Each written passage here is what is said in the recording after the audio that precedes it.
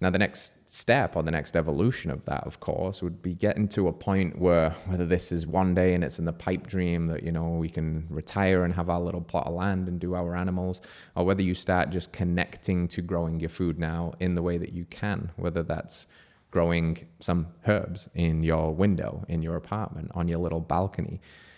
There's always the possibility to start this process now, even if it's not necessarily the thing that you're most excited about eating. Like, you might want to do some cilantro, but you also might be a little bit conflicted about, well, what about Plant's Defense Compound? It's more right now the act of really connecting with the potential that all of us have to grow life and be a part of that life cycle.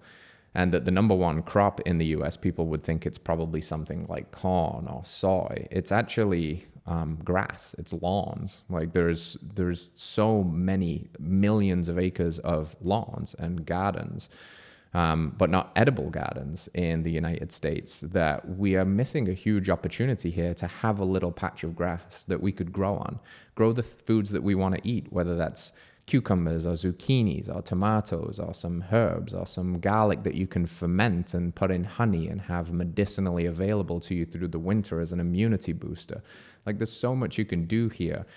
And I think it's important that I challenge you, and we accept this challenge collectively of saying, yeah, let's just grow something. Let's see what happens, because it really gives you a lot of insight into where your food comes from and what goes into it. And I think if people started to grow, whether it's little something on the balcony or whether it's taking up half of the front lawn and turning it into an edible food garden, that they are not only going to be able to come full circle and eat something that they grew and see the power in that, but they start to become their own little regenerative system. They start to heal their own soils, and they start to become resilient systems too. You see, the biggest issue at hand, as far as I can see it, with these long supply chain issues, is that if they break down, where does our food come from?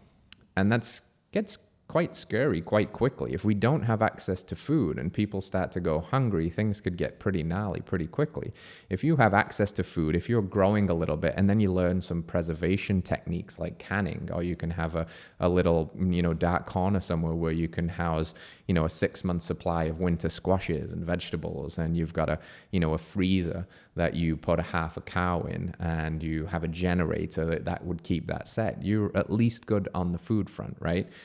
So I was always fascinated by this story of the Victory Gardens that was used in World War II, in particular in England, as a call to action from the government that was highlighting the stress that war was going to put on the system. Now, we know food stamps were given out, and this was a call to action to the people in communities to take to their yards and turn them into edible gardens, and to communicate with one another. Okay, this person over here is doing onions, so we're not all going to do onions, tomatoes, garlic, whatever it is, a community effort. And they called them victory gardens because they said that it was the key to winning the war. And, up until around the 1950s in England, at least, people were people were growing at least 50% of all the food that they were eating. And that number is single digits now. It's hard to really pin down what the number actually is. But we went from, less than 100 years ago, growing about half the food that we were consuming as people, to basically growing none of our own food and relying on these kind of broken incentives where, again, most of our fruit is coming from overseas. Most of the meat that you're eating, if you're picking it up at the store, is not coming from the town down the road that has all the cattle. It might be coming from 2,000 miles away. And it just doesn't make that much sense if we want to think about sustainability, regenerative practices, and resilient practices that can stand the test of time. So a little call to action here is, do you have a nice, pretty lawn? And that's great, but it's very sterile and it requires a lot of, mowing, and, you plant pretty flowers and hopefully you don't spray those flowers to keep away the bugs, but maybe carving out a little patch to grow, or maybe just turning yourself fully into a little miniature homesteader in the making, where you start to grow your own food and plant little gardens and start to play with this thing. Because I think our ability to grow those foods is a really powerful thing. It's a very empowering thing. It's a lost art. It's a very human art that we We needed to know how to do these things. We needed to know how to hunt. We needed to know how to forage. We needed to know what to eat in the wild and what not to eat, because we do know that a lot of that stuff in the wild, if you eat it, will make you sick.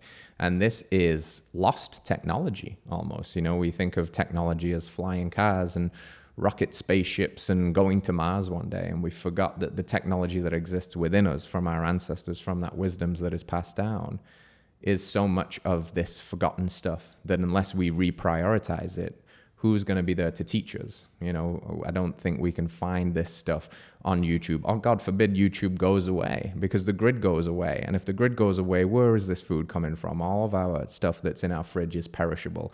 And unless we know these things or have some understanding of these things, it's not very empowering. And I think that I never want to be a doomsday or anything like that. I'm hopelessly optimistic, and I think that we're going to figure all of this stuff out and life is going to be wonderful. And I also like to be pragmatic and do these things because they're fun. I enjoy them. They're very enlivening, and I think we like making progress. And if you need food, and I just live in Tennessee, there's storms and tornadoes roll through, we can be without power for 48 hours. I don't need to stress it too much because I have backup systems in place, because we're creating a little resilient system there. So a little call to action and challenge there is to see what you can start growing, see what you can start playing with. Hello, friends. If you enjoyed that clip, then you can watch the entire thing by heading to this link over here, or you can find us wherever you find podcasts by searching Radical Health Radio. If there's value here, please hit that like button. Let us know in a comment what your biggest takeaway was, and hit subscribe. Support the show as we support you. We'll see you soon.